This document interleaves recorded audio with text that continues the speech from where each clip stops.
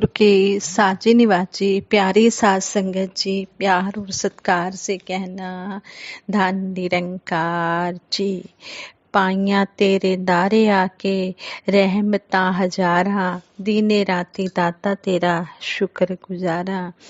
सतगुरु निरंकार दाता निरंकारी राजपिता जी, साथ संगत माँ का दासी कोटिन कोटिन बार शुक्राना करती है, जिनकी अपार कृपा से हमारा ये जीवन का सफर आनंद में व्यतीत हो रहा है।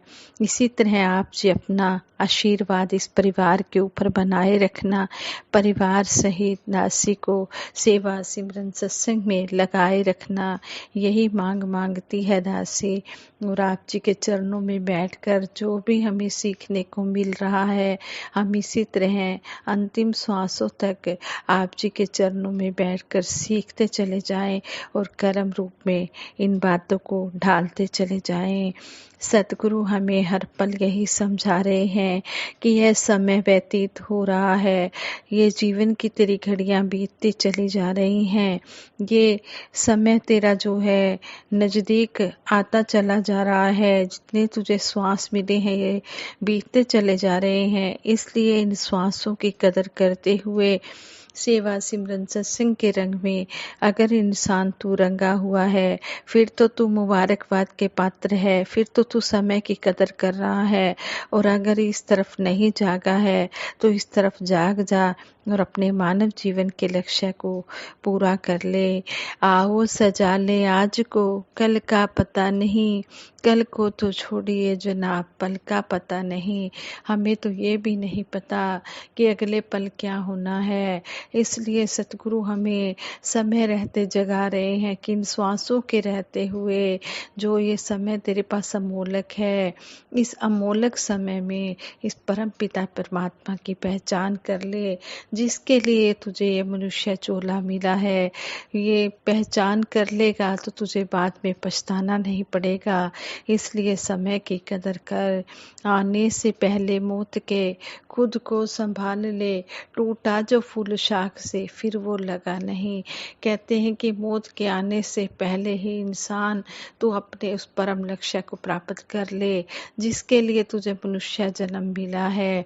जिस तरह पेड़ से फल टूट कर नीचे गिर जाता है, फिर वो दोबारा उस पेड़ पर नहीं लगता, इसी तरह अगर ये मनुष्य जन्म जो तुझे 84 लाख योनियों के बाद मिला है, एक बार तेरे हाथों से निकल गया तो फिर दोबारा तुझे मिलने वाला नहीं है। फिर 84 का फंदा तेरे लिए तैयार है। इसलिए संत महात्मा जागृत करते हैं, चेतन करते हैं, अलर्ट करते हैं, हमें चेतावनी दे रहे हैं कि मानुष का जन्म पाकर वीरता न गवा देना, यह जन्म अमोलक है, यूं ही न गवा देना। मनुष्य जन्म को कितना अमोलक जन्म कहा गया है, जो 84 लाख योनियों के बाद मिलता है। संगत जी कहते हैं, एक संत ने अपने शिष्यों को उपदेश देते हुए कहा, हर किसी को धरती की तरह सहनशील व क्षमाशील होना चाहिए। लोग इसके साथ कुछ भी करें, किंतु यह बदले में उन्हें लाभ ही देती हैं। हमें हर हाल में गुस्से से बचना चाहिए। गुस्सा ऐसी आग है जो सामने वाले व्यक्ति से पहले खुद गुस्सा करने वाले को जलाती है। यह सुनते ही वहां उपस्थित सुनने वालों में से एक व्यक्ति उठा और कहने लगा, मैं यह बात नहीं मानता। यह सब कहना आसान है किंतु करना बहुत मुश्किल है। लोग बेकार ही आपकी पाखंड पूर्ण बातें सुनकर आपको सम्मान देते हैं। आपकी ये बातें आज के समय में कोई मायने नहीं रखती हैं, कोई महत्व नहीं रखती हैं। संत चुपचाप बैठे रहे। आखिर में वह व्यक्ति ऐसा बोलते हुए बाहर निकल गया। अगले दिन जब उस व्यक्ति का गुस्सा शांत हुआ और उसने संत की बातों पर विचार किया, मनन किया, तो उसे लगा कि संत सही कह रहे थे। उसे अपने किए पर पछतावा होने लगा और वह संत से माफ़ी मांगने उनके आश्रम में गया और उनके चरणों में गिरकर बोला, मुझसे बहुत बड़ी भूल हो गई है, मेरा अपराध क्षमा करें। संत ने पूछा, तुम कौन हो भाई और मुझसे माफ़ी क्यों मांग रहे हो? वह व्यक्ति बोला, मैं वही हूँ जिसने कल आपको अपमानित किया था।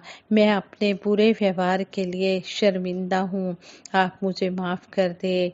संत ने कहा, कल जो हुआ उसे तो मैं कब का भूल चुका हूँ और तुम अभी कल वाली बात पर ही अटके हुए हो। तुम्हें अपनी गलती का एहसास हो गया है और तुमने पश्चाताप कर लिया है, यही तुम्हारे लिए बहुत है। अब आज में प्रवेश करो। बुरी बातें वे घटनाएं याद करते रहने से वर्तमान और भविष्य दोनों बिगड़ते हैं जाते हैं। बीते हुए कल के कारण आज को मत बिगाड़ो। यह सुनकर वह व्यक्ति एक बार फिर संत के सामने झुक गया। हाँ संगत जी, कहते हैं कि जो संत होते हैं ये बड़े परमार्थी होते हैं, शीतल इनके अंग। संत महापुरुष दूसरों का भला मांगते हैं और दूसरों को अच्छी अच्छी शिक्षा पहले अपने कर्म करके फिर देते हैं। पहले उस बात पर खुद चलते हैं, फिर दूसरों को वो काम करने के लिए प्रेरणा मिल जाती है। संतों महात्माओं को कहना ही नहीं पड़ता, उनके कर्म देखकर ही दूसरा इंसान सीख जाता है। इसी तरह कहते हैं कि महाभारत का युद्ध खत्म हो चुका था। महाराज युधिष्ठिर राजा बन चुके थे।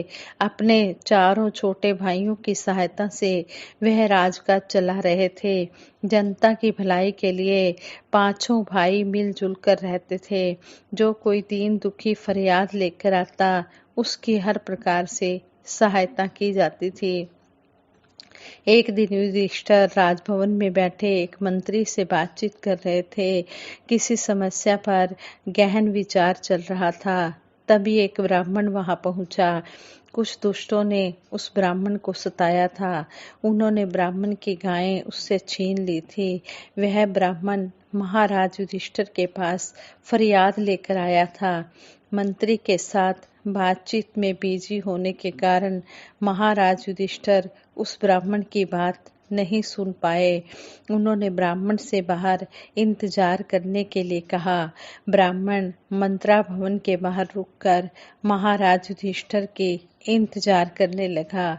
मंत्री से बातचीत खत्म करने के बाद महाराज ने ब्राह्मण को अंदर बुलाना चाहा, लेकिन तभी वहां किसी और देश का दूत पहुंच गया।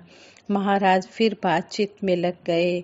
इस तरह एक के बाद एक कई महानुभावों से महाराज युधिष्ठिर ने बातचीत के अंत में सभी को निपटाकर जब महाराज भवन से बाहर आए तो उन्होंने ब्राह्मण को इंतजार करते पाया। काफी थके होने के कारण महाराज युधिष्ठिर ने उस ब्राह्मण से कहा, अब तो मैं काफी थक गया हूँ, आप कल सुबह आइएगा, आपकी हर संभव सहायता की जाएगी। इतना कहकर महाराज अपने विश्राम करने वाले भवन की ओर बढ़ गए।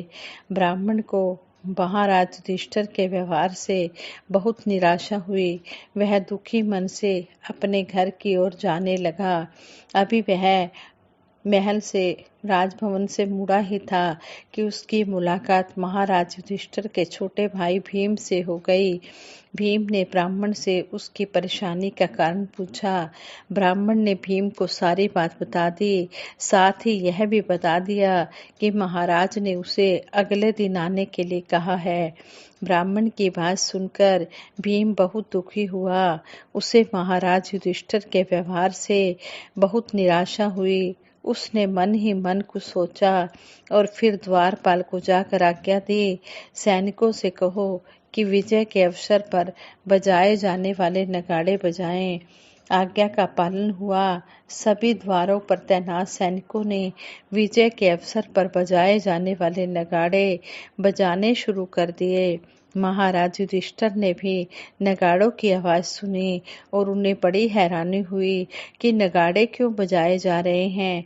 यह जानने के लिए वह अपने विश्राम कक्ष से बाहर आ गए। विश्राम कक्ष से बाहर आते ही उनका सामना भीम से हो गया। उन्होंने भीम से पूछा, विजय के अवसर पर बजाए जाने वाले नगाड़े क्यों बजाए जा रहे हैं? हमारी सेनाओं ने किस दुश्मन पर विजय प्राप्त की है?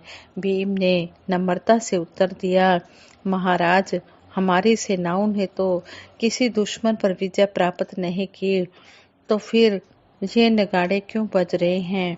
महाराज युधिष्ठिर ने हैरान होते हुए भीम से पूछा। भीम ने उत्तर दिया, क्योंकि पता चला है कि महाराज युधिष्ठिर ने काल पर विजय प्राप्त कर ली है। भीम की बात सुनकर महाराज युधिष्ठिर को बड़ी हैरानी हुई। उन्होंने फिर भीम से पूछा कि मैंने काल पर विजय कैसे प्राप्त कर ली है? आखिर तुम क्या कहना चाहते हो? भीम ने महाराज युधिष्ठिर की आंखों में देखते हुए कहा, महाराज, अभी कुछ देर पहले आपने एक ब्राह्मण से कहा था कि वह आपको कल मिले। इससे साफ पता चलता है कि आपको पता है कि आज आपकी मृत्यु नहीं हो सकती। आज काल आपका कुछ नहीं बिगाड़ सकता। यह सुनने के बाद मैंने सोचा कि अवश्य आपने काल पर विजय प्राप्त कर ली होगी, नहीं तो आप उस ब्राह्मण को कल मिलने के लिए ना कहते। यह सोचकर मैंने विजय के अवसर पर बजाए जाने वाले नगाड़े बजाने की आज्ञा दी थी। भीम की बात सुनकर महाराज युधिष्ठिर की आंखें खुल गई। उन्हें अपनी गलती का पता लग चुका था। तभी उन्हें पीछे खड़ा हुआ ब्राह्मण दिखाई दे गया। उन्होंने उस ब्राह्मण की बात सुनकर एकदम उसकी सहायता का आवश्यक प्रबंध करवा दिया। नीतिवान लोग कहते हैं कि आज के काम को कल पर कभी नहीं छोड़ना चाहिए, क्योंकि कल तो काल का नाम है। आज का वर्तमान पल ही हमारा है। जो करना है आज करना है, इसी पल कल कर गुजरना है। इसलिए कहा है कि हमें कुछ नहीं पता, अगला पल भी हमें देखने को मिलेगा कि नहीं। हमें ये नहीं पता कि हमें श्वासों की पूंजी कितनी मिली है। इसलिए जो हमारे जरूरी आवश्यक काम हैं वो हम इन श्वासों के रहते ही कर लें। जिस काम के लिए हम इस संसार में आए हैं, हम उस काम को पहले करें और बाकी दुनियावी काम हम बाद में करें। हमें सतगुरु ये नहीं कहते कि हमने दुनियावी काम करने ही नहीं है। नहीं, हमें सतगुरु समझाते हैं कि हमने दुनिया के साथ, संसार के साथ कार्य व्यवहार भी करना है, लेकिन अपनी जो प्रीति है, अपना जो प्रेम है, वो उस निरंकार के साथ जोड़ कर रखना है। हर पल इसका एहसास बनाए रखना है। हमें नहीं पता है कि कब किस पल हमारे ये श्वास खत्म हो जाने हैं। श्वासों का क्या भरोसा, रुक जाए चलते चलते, जीवन की है जो ज्योति बुझ जाए जलते जलते। हमें कुछ नहीं पता है कितने हमें मालिक ने श्वास बख्शे हैं। दातार के चरणों में यही अरदास है कि सच्चे पातशाह अंतिम श्वासों तक हम सबको सेवा सिमरन सत्संग में लगाए रखना, कभी भी अपने चरणों से दूर ना करना। तेरे दर को छोड़कर किस दर जाएं हम, सुनता हमारी कौन है, किसको सुनाएं हम। तेरे दर से ऊपर कुछ है ही नहीं, तो किसके दर पर जाएं, किसको सुनाएं। इससे ऊपर नहीं विचार जाके मन वस्या निरंकार। इस निरंकार से ऊपर कोई और शक्ति है ही नहीं। ये परम शक्ति, दिव्य शक्ति, ये सबसे ऊंची शक्ति है। इससे ऊपर कुछ है ही नहीं, तो हम किसकी विचार करेंगे, किसका सहारा लेंगे। यही सर्वव्यापी है, सर्वशक्तिमान है, हर जगह व्यापक है, पत्ते पत्ते में है, डाली डाली में है, कोई भी जगह इससे खाली नहीं है। सुई भी रखने की जगह नहीं है जहाँ हम निरंकार से अलग कोई सुई भी रख लें। ये हर जगह अंग संग है, ये हर जगह हमारी रक्षा करता है। इसलिए हमने ऐसे दातार का ही सहारा लेना है, इसी का ही आसरा लेना है और हर पल इसके चरणों में अरदास करनी है। इस सच्चे पातशाह, तू जो भी हमें खाने पीने पहनने रहने के लिए दे रहा है, तेरा कोटिन कोटिन बार शुक्राना है। आप जी की कृपा से चलना फिरना, खाना पीना, सोना उठना जागना, इस सब की रियायत पीड़ाएं हो रही हैं। इसी तरह आप जी अपना मेहर भरा हाथ, मेहर भरी नज़र हर एक जीव के ऊपर रखना, सद्बुद्धि, सद्विचार, सद्मार्ग देना, ओखी घड़ी किसी को भी ना देखने को मिले। हे दातार सच्चे पातशाह, इस तरह अपनी मेहर भरी बरसात सबके ऊपर करके रखना। साथ संगत जी प्यार से कहना, प्रेम से कहना, धन निरंकार जी।